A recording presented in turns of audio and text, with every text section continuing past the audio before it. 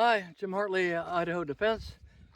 Today I'm going to show you how I train my trigger, try to get my subconscious mind basically trained up so it's basically more like muscle memory.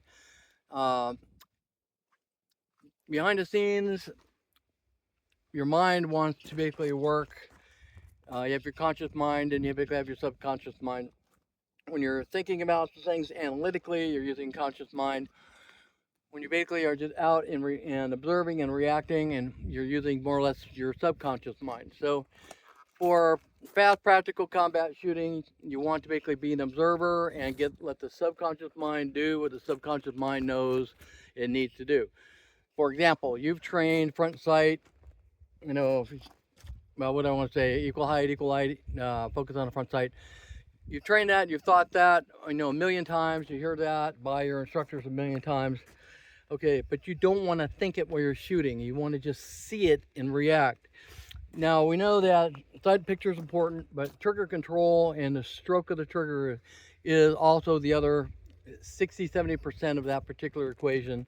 I think it's the most important part of your shooting. So in order to get your trigger down, it's critical. In order to get it buried in your subconscious mind so you can just see your target sight, see your sights the way they need to be, react and press the trigger and have a smooth stroke happen subconsciously, it's very, very important. So I first learned this technique back when I was ice skating years ago. When John Nix, who was my skating coach at the time, he also did Randy and Ty Babylonia and led them up through the world championship. It was always about repetition, repetition, repetition. So you could do a double axel, but you had to be able, for example, which is a skating move, a difficult one, but you had to be able to do it 100 times in a day for him to be satisfied. Well, we kind of have to have our trigger press down so that we just do it and we know it, so we could do it 100 times a day properly, okay? So in order to do that, I use an exercise where I just isolate in my mind the trigger, okay? So I'm gonna come up, what I do is I come up on my sights, get my sight picture, and we'll do it dry fired a couple times first. I come up, get my sight picture, close my eyes, so now the only thing is isolated is my press. And feel my press being smooth all the way through. I'm not even worried about the sights, I'm worried about feeling the press all the way through. So I come up, I get my sight picture, I close my eyes, feel the position, press, then I open my eyes and make sure that my sights are still right on the target, okay? So that's basically what we're gonna do. Come up, sight picture, close, smooth press, sight picture, make sure that we're still on the target, okay? So that will basically isolate the trigger for you. So you're not worried about the sights, you're not worried about this or that.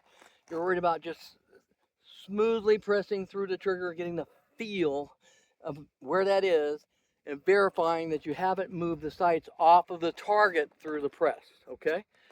So we always come up on our target. We're gonna just do that press. Up, sight picture, close, press, press. Open, sight should still be in the middle of the black, okay? So then when you go to shoot this exercise, it's basically the same deal, okay? So we're gonna come up, acquire the sight picture, close our eyes, concentrate on the smooth press, and then we're gonna open our eyes and look at our sights and make sure our sights are still on the target, okay? So it come up, see it, close it, press it, see it, make sure that I'm still on the target, okay? Up, see the sights, close, press, come back down, verify that I'm still on the target, okay? Up, see it, close, press, all right, verify, and back on the target, all right? So you can see from the target, everything's in the center, and I'm training my mind to just smoothly press all the way through, maintaining my body position, okay?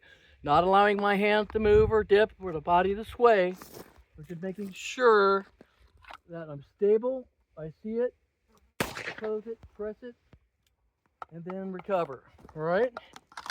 So you need to practice this a couple times, but the proof is in the pudding.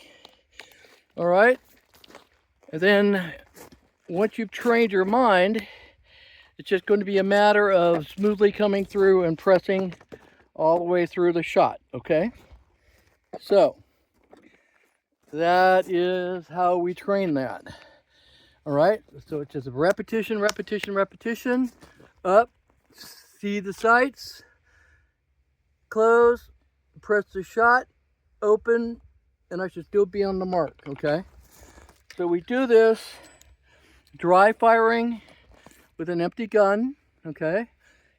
And then we also do it live fire like I just did to start verifying, all right? And you'll find that over time, this is gonna really speed up your shooting. The minute you see it, you press C, you'll see it, press C, press C, press C, press C, press, okay? And everything will be there because you have subconsciously trained your mind how to press the trigger and maintain relationship on target. Okay, this is a very little known secret, but it comes from a lot of other sports that are out there do this kind of training, okay? I've never seen it done professionally in shooting, okay? Especially combat handgunning. So this is kind of a first, one of my trade secrets, learned from other sports. So I hope you try it and it works well for you, okay? James Hartley, Idaho Defense, also known as Stonewall Survival Store. We're available for training at 928-444-6414, okay? Or see us on the web, all right? www.idahodefense-llc.com. Have a great day, enjoy the video, and pass it on.